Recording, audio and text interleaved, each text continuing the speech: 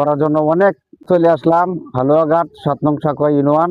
তো আসলে এখানে এই 7 নং সাকোয়া ইউনিয়ন 3 নং ওয়ার্ডে যে আসলে যে বিষয়গুলা তুলে ধরবার চেষ্টা করতেছি, আপনারা অবশ্যই পাশে থাকবেন। আর বিশেষ করে হচ্ছে যে কৃষ্ণনগর গ্রামে কিন্তু মনে করেন যে কিছু একটা যে মহল্লাটার ভিতরে এই সাহুগুলা, তো আসলে এখানে মুসল্লিরা কিন্তু নামাজ পড়া এবং বাচ্চারা কিন্তু ওই লেখাপড়ার জন্য অনেক মানে কষ্ট হইতেছে। তো বাচ্চারা স্কুলে যাবার পারে না, তো এখানে মুরব্বীর সাথে আলাপ করবো, দিয়ে তার কথাগুলো আপনারা শুনেন। তো আসলে রাস্তা যে এরকম যে ভাঙ্গাচুরা, তো এখানে কি রাস্তা করার মতো কেউ নাই? না, রাস্তা করার মতো কেউ নাই। থাকলে তো রাস্তা করতে দিতে করে না তো আমরা কেন? আপনার তো বিরাট সমস্যা হইতেছে মনে বিরাট হয়। সমস্যা। আমরা রাস্তার লাগি কিছু হয়ে যাবে পারতেছি না। সমস্যা, বিরাট সমস্যা। কি নামাজ টামাজ পড়তে একদম মসজিদে যাবেন না, যাবেন জানা? যাবেন না। ও আচ্ছা মুরব্বী, এই করছে ওই কি আপনি কিছু কোনছে রাস্তার ব্যাপারে?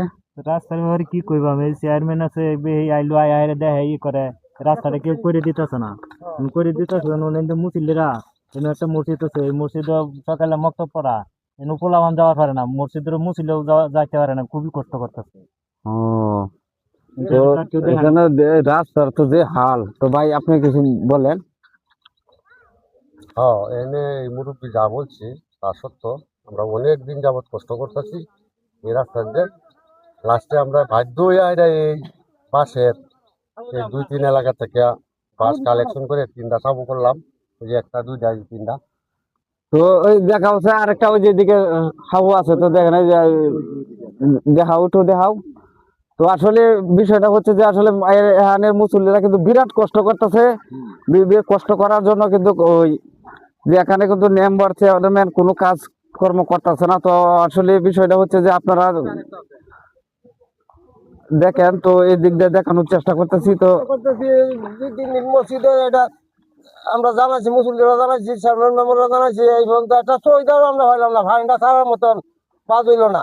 এটা তো চুঙ্গি ড্যাম বা একটা ড্যামে পানি ছাড়ার মতন জায়গা আছে, ছাড়ার মতন বাদ হয় না।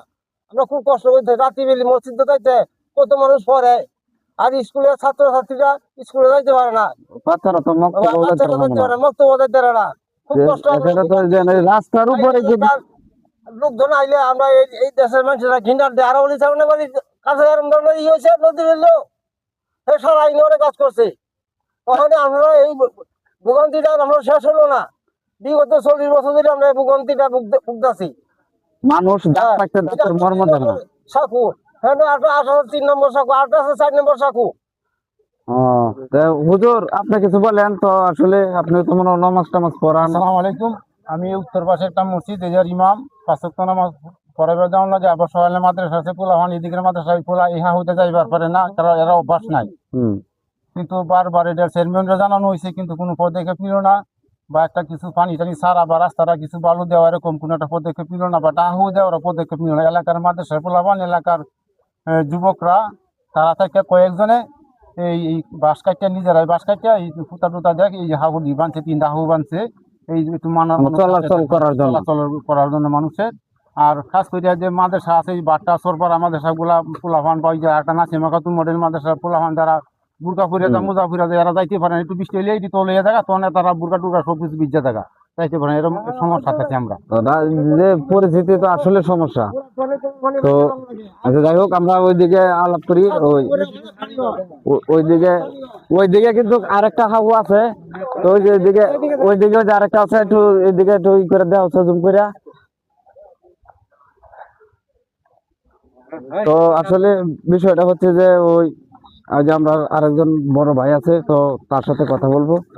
ইসলামী ফাউন্ডেশনের একটা মসজিদ ভিত্তিক যে একটা আছে, ওই ছাত্রছাত্রী লেখাপড়া করে, তারা কিন্তু এই রাস্তায় আনিগুনি করে, এখান দিয়ে যাতায়াত করে।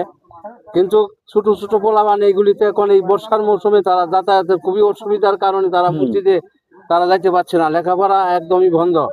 এবং কি এই গ্রামের একটা ঐতিহ্যবাহী গ্রাম কৃষ্ণনগর 3 নং ওয়ার্ড সাকোয়া ইউনিয়ন। সেই ওয়ার্ডটি আমাদের এই ইউনিয়নের মাঝখানে আজকে এই একটা মসজিদ, যেটা কৃষ্ণনগর উত্তরপাড়া জামে মসজিদ, এই মসজিদের মুসল্লিরা আজকে এই রাস্তার যাতায়াতের কারণে তারা আজকে রাতে এই মসজিদে যাইতে পারে না। তারা 5 ওয়াক্ত নামাজ পড়বে, সেই রাস্তায় আসলেই রাত্রে এখানে অনেক লোকজন মুরব্বিয়ান যারা আছে তারা অনেকে এখানে এই গর্তের ভিতরে পড়ে যায়, পানিতে কিভাবে তারা নামাজ পড়বে। আমরা আজকে সাকুয়া ইউনিয়ন পরিষদের সম্মানিত চেয়ারম্যান সাহেব, ওনাকে আমরা বারবার দৃষ্টি আকর্ষণ করেছি যে আপনি একটু নজর দেন, আমাদের রাস্তাটা একটু দেখুন, আমরা যাতায়াতের খুবই অসুবিধায় আছি। উনি একটু রাস্তা করেছে, বাদ বাকি রাস্তাটা সে করতে পারলো না, আমাদেরকে একটু সহযোগিতা বারবার তাদেরকে বলার পরেও যে আমরা পানি নিষ্কাশনের জন্য একটা রাস্তা আছে, সেই রাস্তাটুকু যদি একটু সুযোগ করে দেন, এই পানিটা যদি নিষ্কাশন হয় তাহলে আমাদের রাস্তা শুকনো থাকবে, তাহলে এই মানুষগুলো এই মসজিদে নামাজ পড়তে যাইতে পারবে, যাতায়াত করতে পারবে। তবু আমরা আজকে এই স্থানীয় সরকারের পক্ষ থেকে আমরা কোনো একটু সহযোগিতা, একটু সাহায্য আমরা পাই নাই। আমরা এই গ্রামের প্রায় 2000 মানুষের এই বসবাস, এই যে জায়গাটুকু আমরা যেখানে মসজিদ, সেই মসজিদে প্রায় 2 থেকে 250 মুসল্লি আজকে এই যে যাতায়াত করে, কিন্তু তারা এই রাস্তার জন্য যাতায়াত এখন বন্ধ। আমরা নিজেদের এলাকার কিছু মানুষ লেগে নিজেদের ভাস কেটে তারা এখানে সাঁকো তৈরি করে নিজেরা আজকে পথ চলতে হচ্ছে। রাতের অন্ধকারে নামাজ পড়তে যাওয়া যায় না, সেই জায়গায় আমরা আসি, আমরা সবিনয়ে। তো প্রিয় দর্শক মন্ডলী, আপনারা অবশ্যই আমার আইডিটা ফলো দিয়ে রাখবেন। তো আসলে এরকম মানবিক কাজের জন্য আমি সবসময় আছি। তো মানবিক কাজের জন্যই মোহাম্মদ সাখাওয়াত হোসেন সাকু পেজ থেকে অবশ্যই আপনারা ভালো ভালো ভিডিও পাবেন। তো সবাই চোখ রাখবেন। আল্লাহ হাফিজ।